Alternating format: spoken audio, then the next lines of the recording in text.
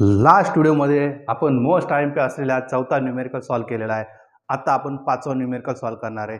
त्याच्या अगोदर थोडंसं बेसिक रिव्हिजन करून घेऊ आपण. स्केलर प्रोडक्ट काय असतं? स्केलर प्रोडक्ट, ठीक आहे, स्केलर प्रोडक्ट आणि राहिला तुमचा वेक्टर प्रोडक्ट. चलो, स्केलर प्रोडक्ट म्हटलं तर काय येणार आहे? A bar dot B bar is equal to काय येणार आहे? ए बी साईन असेल तिथं काय येतं? कॉस येतो, कॉस थीटा. इथं काय येणार? A cross B bar is equal to काय? A B sine theta. ठीक आहे, दिसतं इथं? ओके, हां, पटकन. जर पॅरलल असेल तर काय? पॅरलल असेल तर काय? आणि दुसरं काय? परपेंडिक्युलर असेल तर काय? आणि युनिट वेक्टरनेच आपण कन्सिडर करून चाललोय, परपेंडिक्युलर. हां, पॅरलल असेल तर थीटाची व्हॅल्यू काय झाली? 0. मग कॉस 0 काय येणार आहे? कॉस 0 काय येणार आहे? 1. मग काय होणार आहे? युनिट वेक्टर काय होणार? 1. इथं काय होणार आहे? 0. ठीक आहे. परपेंडिक्युलर असेल तर किती? कॉस 90 किती होणार? 0. आणि हा किती होणार आहे? 1. हे कन्सेप्ट माहीत असणं गरजेचं आपल्यासाठी. ठीक आहे. आणि याच कन्सेप्ट आपण पुढचे 3-4 न्यूमेरिकल सॉल्व्ह करणार आहे. मी ते रफ करणार नाही आहे. चल, नेक्स्ट एक्झाम्पल. 4 नंबरचा एक्झाम्पल झालेला आपला. 5व्या नंबरचा एक्झाम्पल बघतोय. ओके, चला. शो दॅट वेक्टर दिलेला आहे. ए वेक्टर दिलेला आहे बघा. ए वेक्टर दिलेलं आहे तुम्हाला. हे वेक्टर काय दिलं आहे? 2i plus 5j, 2i cap plus 5j cap minus 6k cap. ठीक आहे. बी वेक्टर दिलेला आहे तुम्हाला. बी वेक्टर दिलेला आहे i cap plus 5/2j cap minus 3k cap are parallel.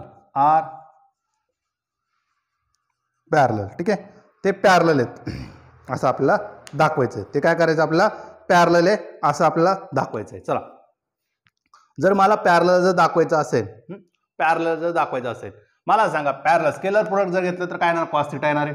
जर यांचं दोघांचं मी काय केलं? स्केलर प्रोडक्ट केलं तर त्यांचं प्रोडक्ट किती येणार? 1. म्हणजे 1च्या पटीत येणार आहे. 1 आपण काय घेतलं? युनिट वेक्टर घेतलं. युनिट वेक्टरच्या मल्टिपल मध्ये जाईल. ठीक आहे, चल. म्हणून काय म्हटलं मी? Therefore A bar dot B bar is equal काय? A B cos theta. Parallel दाखवायचं आहे ना. पॅरलल दाखवायचं म्हणजे काय? A bar dot B bar is equal काय आला पाहिजे? ए बी आला पाहिजे. म्हणजे काय? याच्या मल्टिपल मध्ये आलं पाहिजे. याच्या मल्टिपल मध्ये आलं पाहिजे. ठीक आहे. अजून काही दिलं का त्यांनी? ओके, काही दिलेलं नाहीये. त्याच्या मल्टिपल मध्ये येणार आहे. मग आपल्याला काय माहिती बघा? ए वेक्टर मी लिहून घेतो. ए वेक्टर लिहून घेतो, एकदम व्यवस्थित समजून घ्या. ठीक आहे. ए वेक्टर लिहिलं काय? 2i cap plus 5j cap minus 6k cap दिलेलं आहे. ठीक आहे. याला काय म्हणू शकतो मी? ax of i cap plus ay of j cap minus plus az of k cap. ठीक आहे. हे झालं माझं ए वेक्टर. नंतर मी बी वेक्टर लिहितोय. बी वेक्टर इज इक्वल काय? i cap plus 5/2j cap minus 3k cap. मग तुम्ही याला काय लिहू शकतात? A of X of I cap plus A B दिलेला. मग काय म्हणा तुम्ही? B of X of I cap, B of I of J cap plus B Z of K cap. आता यांचं दोघांचं प्रोडक्ट केला तरी कॉन्स्टंट येणार आहे. डिव्हिजन केलं तरी काय येणार आहे? कॉन्स्टंट येणार आहे. मग आपण सिंपल आहे ना, डिव्हिजन करून बघू.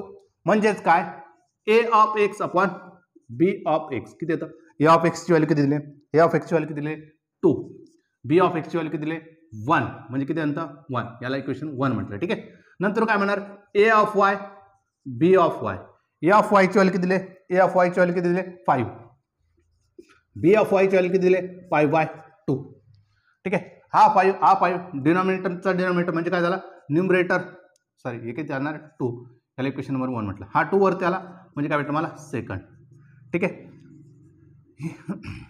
ए of Z upon B of Z is equal to काय म्हणणार? B of Z is equal to काय म्हणणार? कुठे गेला? किती? -6 आहे. आणि इथं किती आहे? -3 आहे.